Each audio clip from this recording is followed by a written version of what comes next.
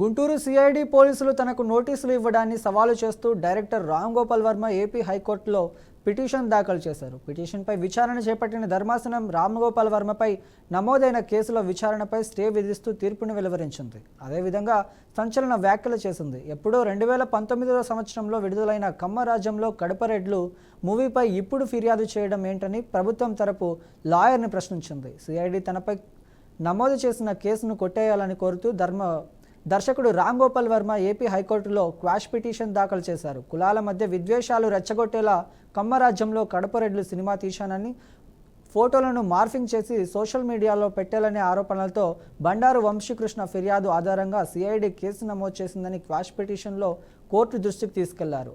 ఉద్దేశపూర్వకంగానే పోలీసులు తనపై కేసులు నమోదు చేశారని పేర్కొన్నారు. సెంట్రల్ బోర్డు ఫిలిం సర్టిఫికేట్ అనుమతి తర్వాతనే 2019లో కమ్మరాజ్యంలో కడపరెడ్లు సినిమా విడుదల చేశానని పిటిషన్లో వెల్లడించారు. ఈ నేపథ్యంలోనే తనపై నమోదైన కేసులు కొట్టివేయాలని, విచారణపై స్టే ఇవ్వాలని ఆర్జీవీ హైకోర్టును కోరారు.